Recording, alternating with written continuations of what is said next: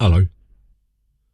Welcome back to the channel, and this is a channel where we give you reviews, do unboxings, might do a few playthroughs, and today we are going to be talking about a team game that uses colours as its gimmick. We are going to be talking about Hues and Cues, and in this game you will be trying to give clues as to where the card that you've drawn appears on this grid of colours, like a fucking B&Q paint guide. That will give you points that will hopefully allow you to win the game. So in this video I'm going to be giving you a very brief overview of the rules. We'll be telling you what we do like, what we don't like, then we'll come back and we'll tell you whether or not Hues and Cues is worth your time and bother today and in the future. So remember, if you're new here, please consider subscribing to this channel, hit the like button and all that YouTube bullshit. We'll see you after this.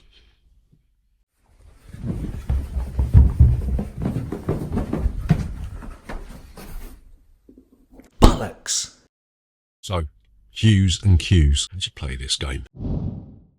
So Hues and Cues is like a sort of a team-based party game for, how many players is that? 3 to 10 players, yeah? You're going to put the board out in the centre of the table and you will see that it is like a grid that is a spectrum of colours, yeah? Each player is going to get a cone or a couple of cones, and you'll have to make up this little square thing that you will be putting on the board to show where the colour is that corresponds to the card that you drew. So on your turn, you'll draw a card from the deck, and on it you'll see that there are 4 different shades of colours, yeah? You will choose one of these. It will give a clue in the hope that your team members can guess which colour it is that you're referring to. So for instance, if it's like a shade of purple, you may say blueberry. In fact, you're going to say fucking blueberry because everybody says fucking blueberry, and what else are you going to say? So once you've given a clue, each player on your team is going to put their cone on the shade of colour that they think you are referring to, yeah? You will then give another clue. So you might say, fuck knows, what could you say?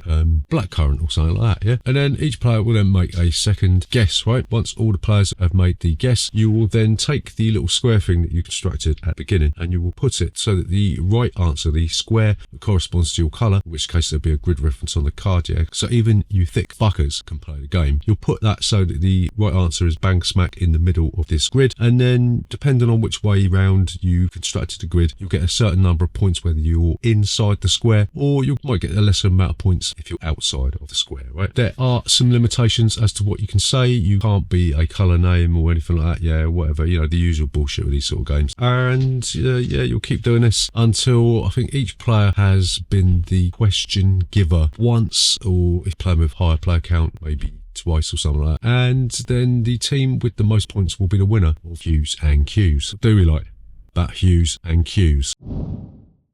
So the first thing that we really liked about this is when we first started playing it, it was actually quite amusing, yeah? A lot of these sort of games, they're geared towards sort of gatherings and that, so it does work best with a few more players, yeah? A few more players in teams, and, you know, sort of trying to guide your team into the right position is actually quite a fun time, yeah? Albeit for about 15 minutes. So yeah, it's a novel game, innit? You know what I mean? I've never really seen anything like this, using colours as a sort of a gimmick. Sort of fucked if you're colourblind, yeah, but, you know, I mean, is there any other way around it? Probably not. If you're colourblind, you probably don't want to pick this up, yeah? But yeah, a game made out of a B&Q tester pot chart is probably a novel idea. So the second thing that we quite enjoyed about this is that you don't even have to be that accurate, yeah? The scoring square is such that you could probably stray quite a bit out of its range and you're still going to score points. And the fact that you score more points for being in a certain vicinity as opposed to being outside of the square where you're going to be scoring points as long as you're adjacent to the borders means that you sort of do have a little bit of a fighting chance, even if you are thick as pig shit, yeah? And more often than not, you're going to be thick as pig shit playing this game for reasons that will be explained in the next bit. So what don't we like about Hues and Cues?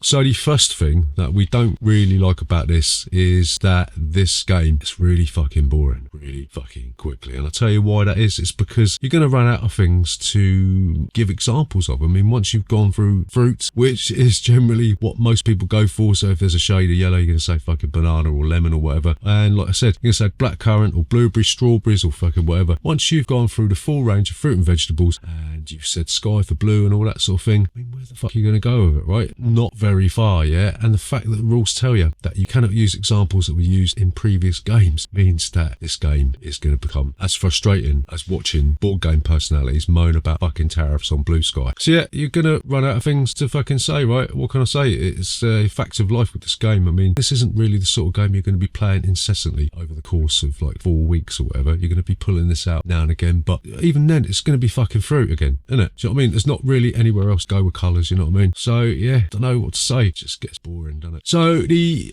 final thing that we don't like about Hues and Cues is that this game looks as barren as a human being with no personality dancing through fucking Exmoor, yeah? I mean, there's not really anything going on in it. The fact that they've given you cones of all things, I mean, what the fuck? Just give me a fucking cube, yeah? Give me something that's easy to pick up. Cones are not easy to pick up, yeah? And the fact is, my children found it fun to leave these cones lying around in such a position. I would unsuspectingly step on them, yeah? So I do have foot injuries from playing this game, yeah? For such a colourful game, it just looks empty. It just feels empty when you're playing it because there's nothing going on the board, and that's a bit of a mismatch for me, you know what I mean? A game that is full of colour and vibrancy, but also feels like death warmed up. So to summarise, is Hues and Cues worth your time and bother today and in the future?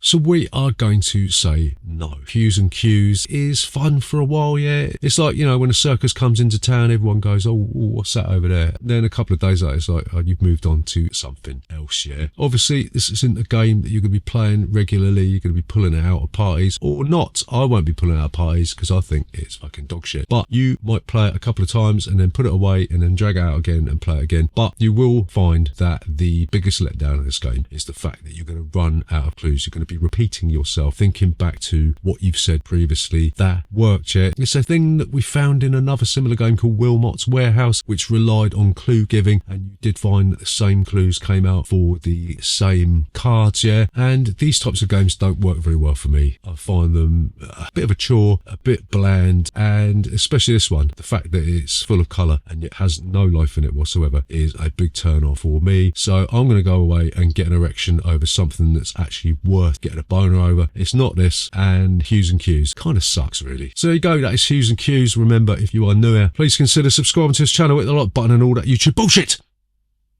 See you next time.